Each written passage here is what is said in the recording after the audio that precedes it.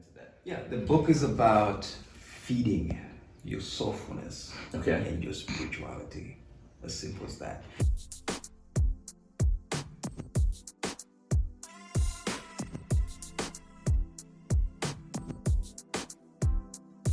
Yeah. Fela in Malawi, we are back again. Look at us, actually doing content, So we have got another special guest, and today I've got Tendai Shaba. Yes. How you doing, man? I'm good, Ruben. Thank you for having me. Thank you for coming, man. Yeah, I've had a quick look. The show. Yeah, it looks interesting, and it's really innovative. That we're the voice. We're finding our voices today and creating content, and sharing Malawian stories to the world. So yeah, I'm happy that you're doing something good. Thank you, man. Bless. Yeah, straight up, you actually captured it. It's interesting conversations with interesting people, and you're one such person. Yeah. So tell everyone, who is Tendai Shaba? Who are you? What do you do? Yeah, Ruben, Tendai Shaba. I'm a poet and I'm an author. And right now I just released my new book. It's called Moments to Cherish. Yeah, you can have a look. Dope. Yeah, professionally I'm a marketing communications consultant. So I've done work with US Peace Corps, Music Crossroads Malawi. And right now I'm doing my own thing. It's called Poetry Tuesday. So it's a publishing initiative.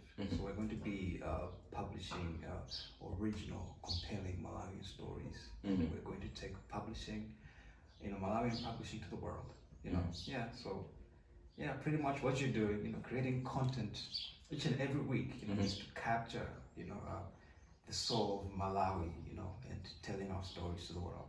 That's amazing. That's amazing. I like that. That's something which I think it comes up on the podcast a lot, because the whole thing is Malawians telling our stories. Our stories. You know what I mean? We need to get away from having the narrative about who we are be told by other people, because that's the only way where I think we find the truth. Exactly. Because you go to the Western world elsewhere. Some people still think we have elephants in the backyard. Imagine. But and they'll just say, oh, it's ramped with corruption. It's terrible. And the truth is somewhere in the middle. We have our problems, but it's not all gloom and doom. So that's what it is. Putting a microscope, a flashlight on the content that Malawians produce. So that's amazing. So I usually start with the professional side, but I'm going to switch things up today. Yeah. So you have this book, Moments to Cherish, and it's dropping when? It's actually out. It's already out. Yeah, it was published on the 1st of September 2020. Okay. So it's been out on the market. Where can people get it? It's on Amazon. All the Amazon marketplaces, US, UK, Australia, everywhere.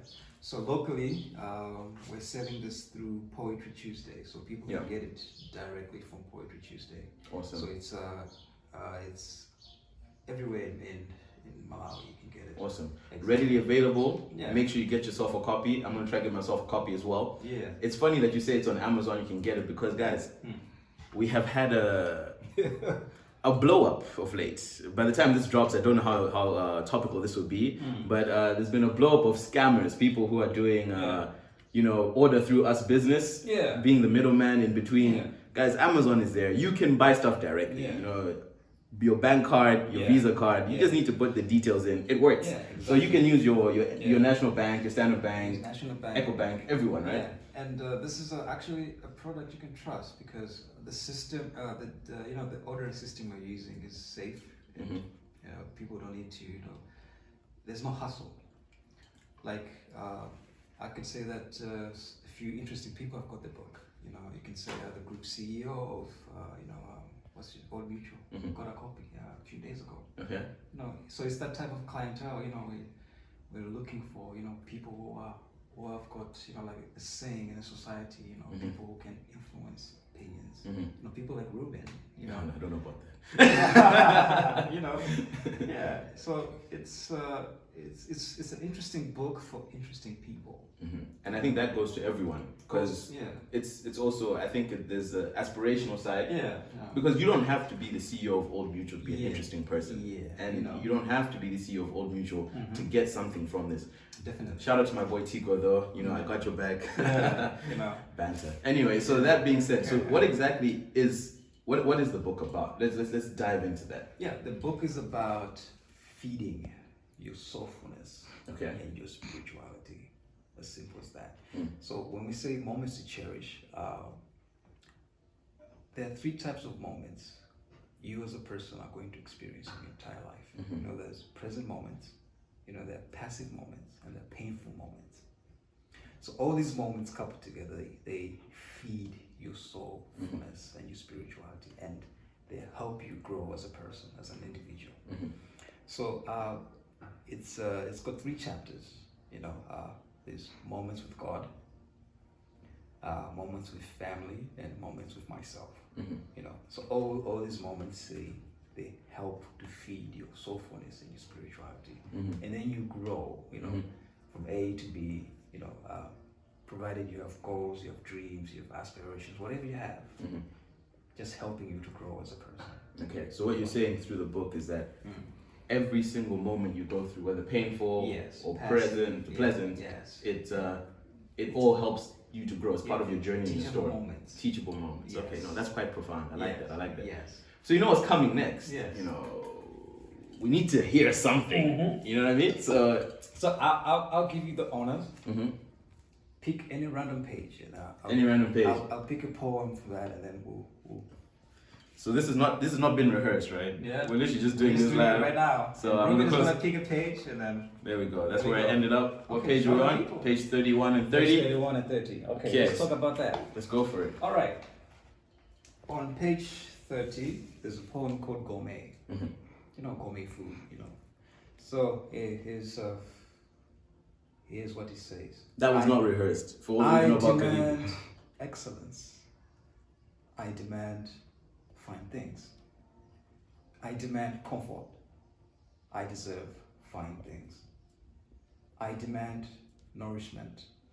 I deserve fine things. I demand growth. I deserve food and drink for the soul. I demand fine things. I deserve fine things. Yeah, that's Gourmet from page 30. So why Gourmet? It is because moments with myself, yes, you want to satisfy your soul, your mind, and your body. Yes, because we all work hard because we want fine things. Yeah, you can. Yeah, we want fine things. You want the best you can get out of your hard work, out of your ambitions, the best things you can get. So gourmet is that kind of a metaphor that, you know, when people say gourmet, it's actually fine food you can like top food you can get in at a restaurant, and the restaurants put a top price for that. Yeah, you know. Yeah. So we're saying that with your goals and your ambitions, you need to put a top price to that, so that it gives you that value, like you're chasing value, something valuable. You know, like a piece of qualification is something valuable. You know, something that you can chase. That's why you spend 4 or 5 years getting after it. Yeah. So that's what gourmet means. So it's when you get those things, they fill your heart, they fill your soul, and you're satisfied. Yeah. That's amazing, man. I'm really actually no. Okay, so everyone that knows our family business is food. Which is crazy because I could not have literally you know, practiced that. But it's what you're saying is really I really resonate with it. And I think we're on the topic of Malawians telling our own stories. I feel as though that specific poem is something which we don't admit enough. You know what I mean? It's like sometimes being seen to want nice things, people are like, why is he trying so hard? You know what I mean? And there's nothing wrong with wanting nice things. There's nothing wrong with putting in the work to get nice things. And because nowadays, unfortunately, I think if we see younger people who are driving really nice cars, the main thing that people think is, oh, doba doba, or what is he doing? But that's not the case. You know, such things can be gotten through just good hard work and perseverance. And it's not wrong to want those things for yourself. I mean, I want nice things for myself. Every day when I go to work and I feel like, I don't feel like today. It's like, no, but what I want to be, I have to do this to get to where I want to be. And man, I really like that. I really like that. We have to progress. And you picked page 31 as well. So I'll give you the honors to read page 31. There's a poem there called Entanglement. Entanglement?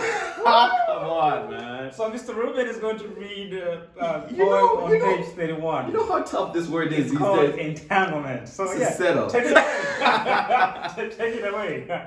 I don't know. I don't have a poet's voice, so I'm going to try. Yes, yeah. Unhealthy when love becomes a fix. Reasons to leave you. I can think of about 6. I read about what Daisy did to Gatsby when all Gatsby wanted was Daisy. Curious to know these strings we attach. Why? This is not serious. Becomes a matter of fact. But here I am now, with open arms and a heart full of love. Praying for something real rather than something perfect. Praying for an unconditional attachment. Pursuing pure happiness rather than mere excitement.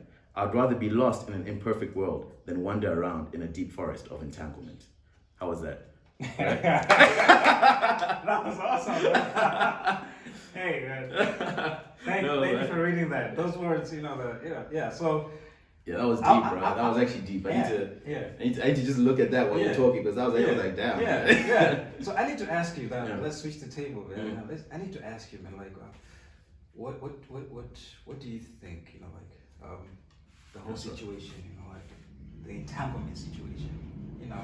If it was you, if you were sitting there across the table and then someone you love tells you that I've been having an entanglement with someone else, how would you feel? No, it'll break you. It'll break you. It'll break you. I mean, look, we're human beings. Yeah. I've experienced heartbreak. Yes. You know what I mean? Heartbreak. Yes.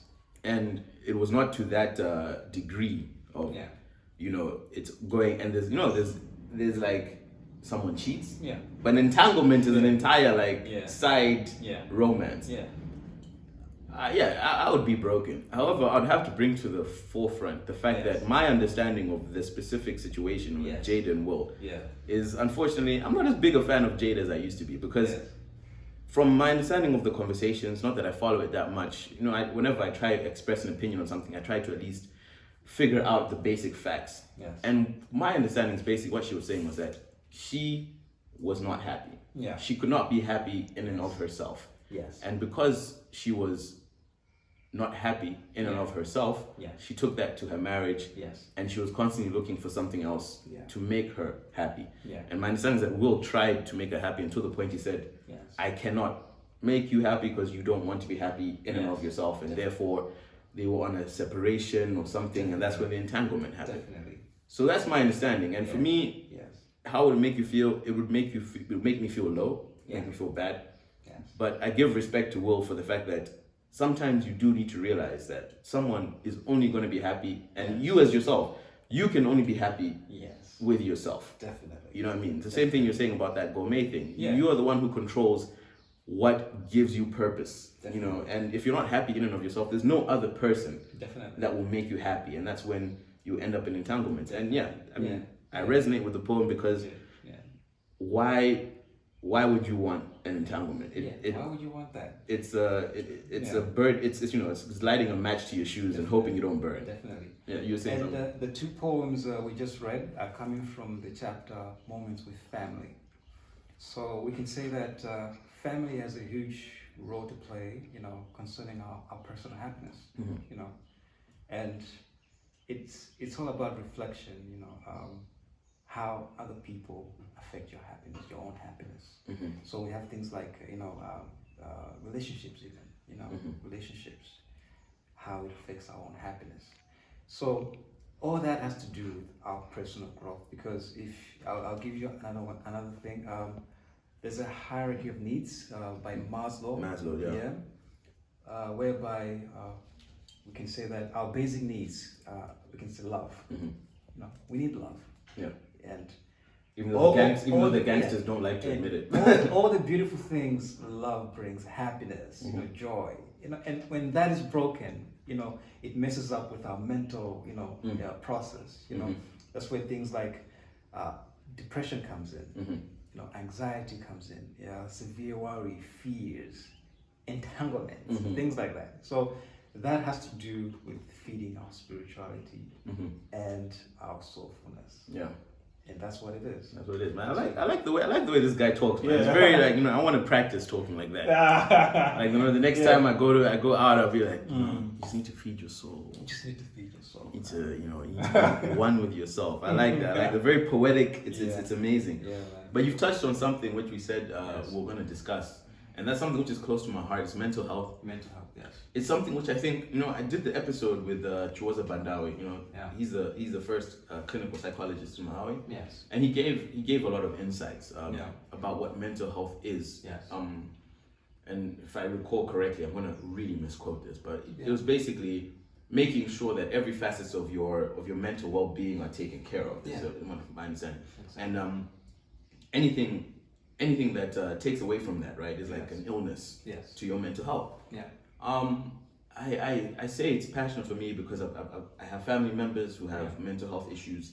I've also experienced, like, in this new world we're in. I say the new world. I'm talking about, people say the internet makes it sound like 1999, but like social media and what because we had this conversation as well. It's like there's a new layer of mental health that is being challenged, I think, in a way that has not been challenged before. Yeah. Shout out to Godfrey. Godfrey's someone who watches pretty much every episode of the podcast. Junior Frey on Twitter.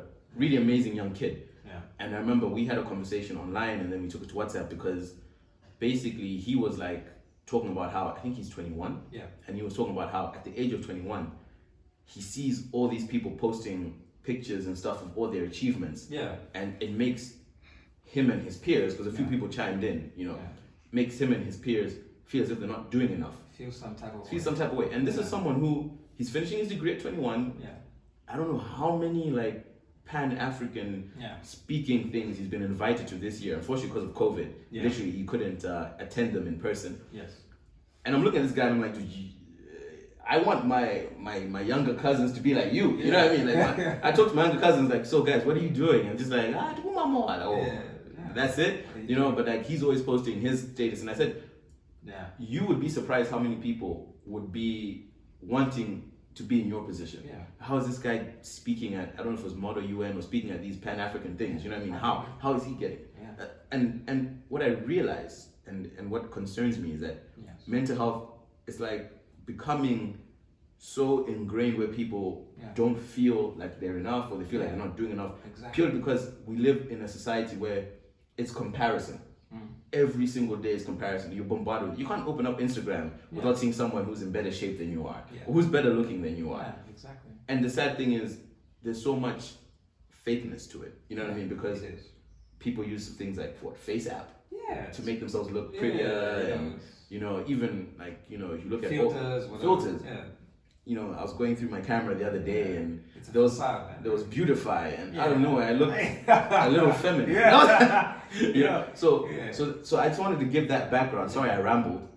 Because it's close to my heart, because I'm just seeing that I think we're in a crisis of identity, of knowing who we are, and you deal with this a lot. So I want to hear from you. Like, what's your perspective on it? Yes, there's a whole chapter in here called Moments with Myself. So it tackles everything got to do with the mind and human behavior. What I keep saying is that if you want to grow, forget about the competition. Be your own competition. Compare yourself to who you were yesterday. And that way you'll be on your own path. In your own lane. You're not going to be comparing yourself to other people. Let them compare themselves to you. Yeah. Just be on your own path. And I think that's how you find greatness. The great people are Martin Luther King. I don't think he was trying to be like somebody else. He was just being him. And that's crazy, because even in that time, people were comparing him to Malcolm X. Yeah. But they had completely different approaches, and they're both great in their own way. Look at Barack Obama when he was holding up. He wasn't trying to be like any other ex-American president. He was trying to be the first Barack Obama. Although people compared him to who was that? Who was one who got shot? What was that guy? JFK. The first one. First one. I don't know the first one. I don't know American history yet. Okay. And I don't know JFK. Lincoln. Oh man. people said there's some similar, there's some similar factors between him and Lincoln. But then no, he was like, no, I'll be the first Obama. Yeah. You know, so his own lane. He wasn't trying to be like any other Democrat in the past. He was going to be Barack Obama. You know, so you need to figure out your purpose in life. Yeah, what's my purpose? If I'm a lawyer, what purpose am I going to? You know, what impact? What can I? What can God do with me using my status as a lawyer? You know, my influence. You know, what can I do? You know. So you need to find your own path. So there's a whole chapter in here. It's going to teach you how to think and how to behave. You know, so that you achieve your purpose in life. You know what I mean? Yeah. And once you realize that, there's a thing we call self-actualization, where you know what to do, you know where to go, you know how to do it, you know when to do it. Nobody's going to push you around to say, hey, do this, do that. I'll give you another example of our vice president. I love that guy. Yeah. He's so focused. You know, he's driven. You know, he knows his purpose. You spend 5 minutes with him, you actually know, okay, what he's trying to get from you. And after that 5 minutes, we're done. We've achieved our purpose of what we're trying to achieve here. Yeah. So you need to have that kind of drive. I'm going to do A, B, C, and D in a space of 3 to 6 months. Yeah. No, yeah, you know, not ifs, no buts. And you actually have to make a list of the things you're trying to achieve in that particular period. And you have to actually, tick off. Yeah, tick off, yeah. Take stock, feedback. Yeah. So for me, I've been doing that for the past 9 months. I had a list, for 3 months or 6 months, and I can say that I've been ticking all the boxes. I had in mind. So I'm focused, and I know where I'm going. I'm carving my own path of greatness. I'm not following anybody. People are following me. Pretty much what you're doing is you say some people can influence you. Yes, you can say, oh yeah, someone else is doing a similar thing, but you can just feed off the energy, and then you make something of yourself. You say, okay, I can do better. I can do it differently. I can take it further. Okay, you took it. You did it. You got to a certain place, but I can take it further than that. So it's all about that kind of thinking. Forget the competition, and just think about yourself. Yeah. So pretty much, we call that self-actualization. Yeah. I'm familiar with the hierarchy of needs. Yes. And that's something which we actually discussed in a previous podcast as well. It's like, I'm coming a psychology major. Crazy. Yeah, but you're into law, right? Yeah. So you also deal with a lot of human psychology. Yeah. Because you have to know how people think, how people behave. Yeah. It's all about it's all to do with thoughts and feelings. So concerning the mental health part, we need to be happy. Simple. We need to be happy, and I don't know. People say that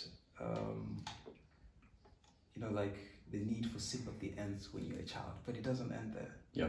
Kids are always looking for sympathy. Yeah. Oh, I hurt myself. What? I'm hungry. Yeah, but it doesn't. Let me kiss it and make it better. Yeah, it doesn't end there. Yeah. Even old people are looking for sympathy. They dress up, they look good on the veranda, looking all sad because they want you to engage them. They want to share the stories. Their life story. They want you to talk with them. Yeah. So sympathy doesn't end there. So it all has to do with feeding your happiness, which later on feeds your soulfulness and your spirituality. Yes, so that's pretty much it. That's crazy, man. There's so much to unpack there. Yes. I don't even think I can. Yeah. But I'll pull up one or two things. Yeah. I've got a very close friend of mine.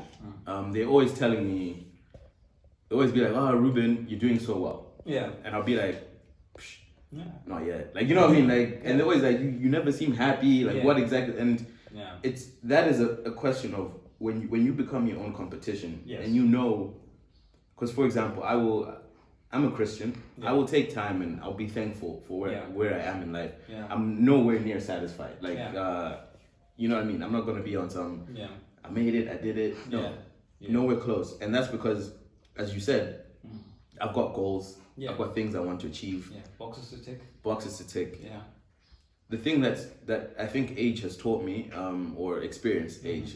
Yeah. Same thing. I'm not like 45, but Yeah. but like what experience has taught me is that Yeah.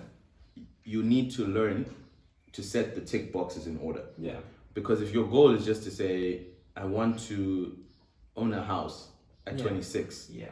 right? Yeah. I'm kind of linking on the two conversations we're having. Yeah. That's not a goal that's not the goal. Yeah. The goal is to say, what are the tick boxes that will lead me to that goal? Yeah. So I need to make sure that I've got good credit. I need to make sure I get a good job. I need to make sure that I've got a certain level of saving that will work in a certain period of time. You know what I mean? Yeah. It's the process of breaking down the steps and ticking off the steps, which I think is the most important part, because we can all have grandiose. Yeah. I could sit here and say, I want to be the best lawyer in Malawi. Yeah. What does that entail? Yeah. What cases, what type of law am I doing? You know what I mean? What clients do I want to be taking? Yeah. What masters or PhD should I do to Paycheck. Yeah, it's a paycheck, a lot of things. So it's the tick boxes along the way, and it's beautiful when that happens, because that the thing that you're saying, which I think needs to be highlighted, is the fact that, and it goes back to the entanglement thing. Like everything is into wow. I think my mind is actually racing because only you make yourself happy. Only you. And that's what self-actualization is. Self-actualization is when you understand and say, look, this is what motivates me. This is what gets me going, and that's what I'm gonna go for. It's not like, because some people talk about self-actualization of like this state of nirvana where you're always happy. No, but it's a question of, if something's gone wrong, you know exactly what it is, and you're gonna target it, and that's great. Because, and I love how bold you speak. You say you're building your path for greatness. We should be unapologetic about that. Definitely. I get a lot of people who tell me, you know, sometimes you seem a bit too sure about something, and I'm like, it's not a question of saying I'm sure because I think, oh, I'm so awesome. No, I'm sure because deep down inside my heart, I know what effort it's going to take. I know sometimes, you know, sleepless nights. I know sometimes the inconvenience. But I'm willing to do that.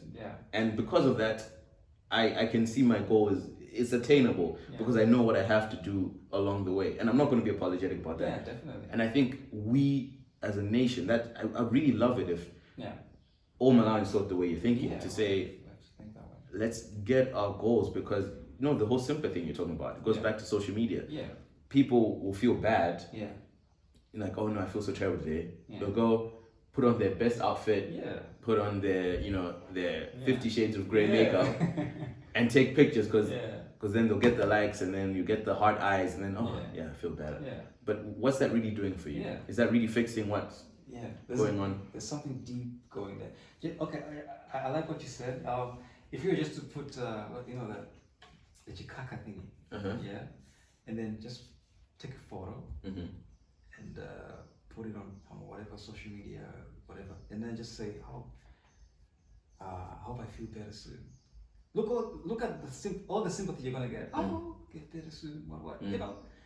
And then to you, like, what type of how is that feeding you? You know, how does that play with your spirituality and so forth? So sympathy never goes away. You know, we grow with it. You know, we're born with it. We grow with it, and then we die with it. I said about the example with elderly people. You know, they just sit on they dress up nicely, sit on the veranda somewhere. You know, they just look all sympathetic there. You know, because they need to engage with, you know, young people, with anybody they can engage with, because they need to tell their story. I read somewhere that the elderly, you know, they die sad if they don't share their life story. You know, that's deep, man. That's deep. They die sad if they don't share their story, their life story. Because like all this for what? Yes, because I can recall with my own granddad from my mother's side. You know, he would always try to sit you down and tell you his life story, because to him those are teachable moments. You know, he once told me that when he wanted to propose marriage to my grandmother, he went to our village 3 times. The first 2 times, rejection. That's how it was. Yeah. That's how it was back Yeah. then. Yeah. The first 2 times rejection, and then the third time was like, no, it's gonna happen this time, man. And then he got a few of his uncles. I think the first 2 times they got one uncle or two. No, I'll get 3 or 4 uncles. Wait, I'm getting this girl today. So they went there, and it worked. Because the teachable moment there was like, my grandmother, she was like, if you want me, you need to put the effort. At the end of the day, it's my decision to love you. Because, my people are not going to say, because, no, it's my decision. I'm that kind of woman. You have to make the effort. And you have to give me, good points. Why? Give me the why. Why I should add my... It was like a business pitch back in the day. It wasn't just about how you dressed. Why should I, be with you? How is that going to affect my own self-story, my own journey, So that was a teachable moment, We have to value ourselves, and so it never dies with us. Never That's dies. sympathy, Yeah. Now you talked about SKC. I'm not going to get into that because clearly you've chilled with him. I still want to meet the man. I was listening to his what was it, mindset change. Yeah. If you haven't watched it, I'm a big proponent now. So I'll be very honest with you. When I started the podcast, I was not as into Malawian politics as I am now. Yes. As I am now. However, I noticed during the episodes, I'd be having conversations with people. Yes. And I'd realize that I want to talk about that, but I don't know enough about it. Yeah.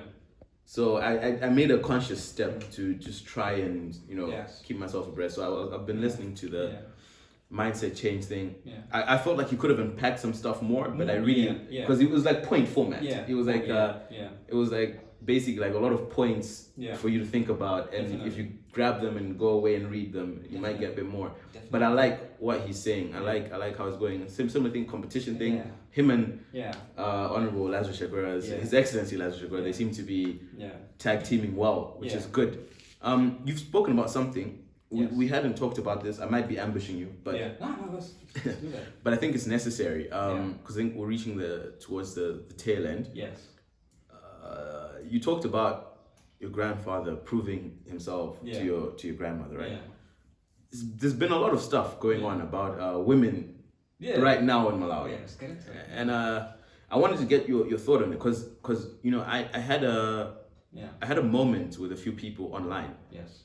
I don't like to debate online much. Yeah. I feel as though it's a trap. It's a trap, and also the number of characters for you to get your point across. Yeah.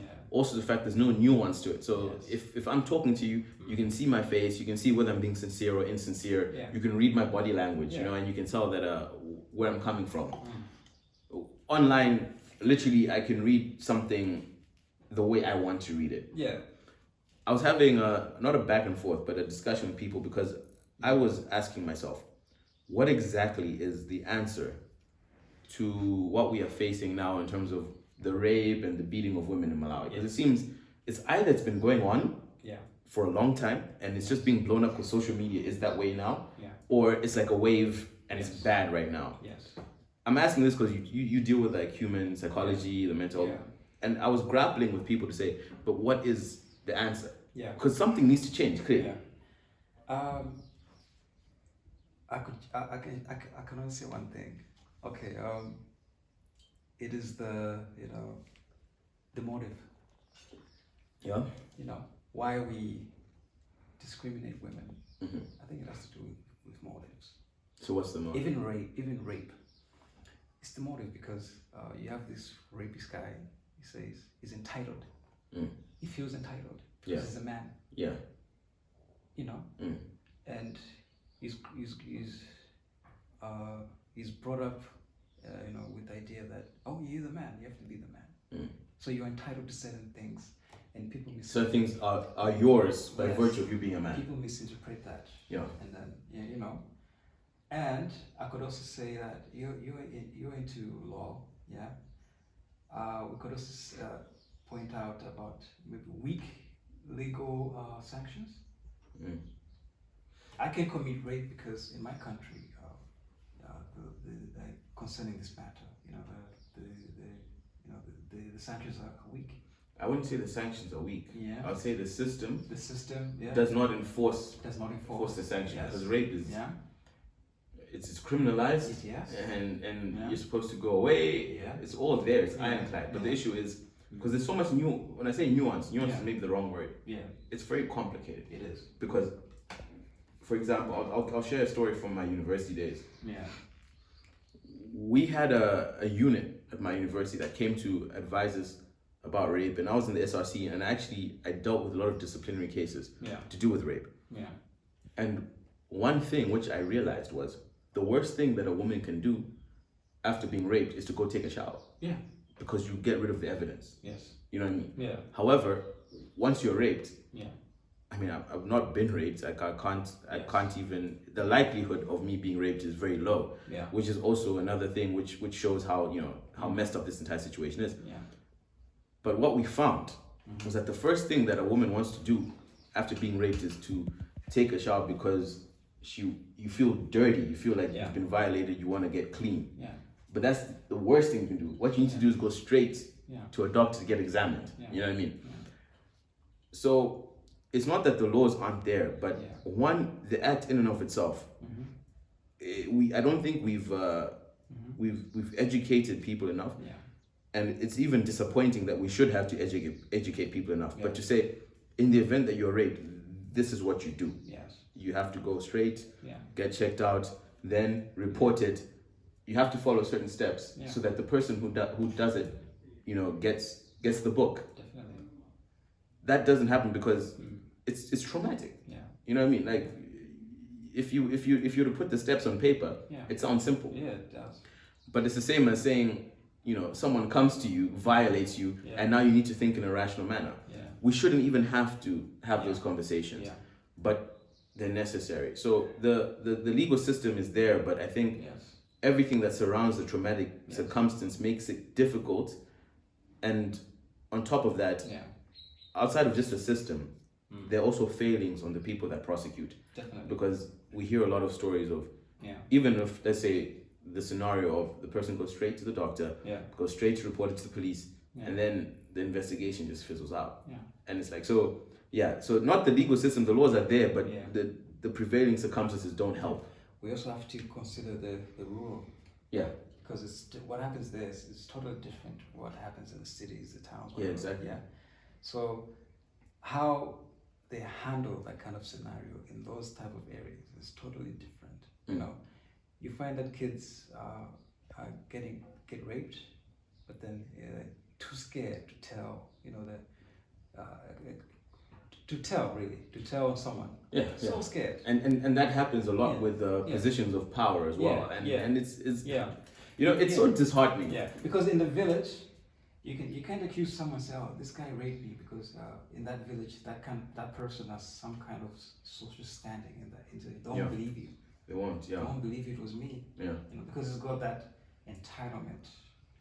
And I'll give another example. Yeah. There's this one case where an old man defiled a woman, defiled a child. The child was, I think, below 10.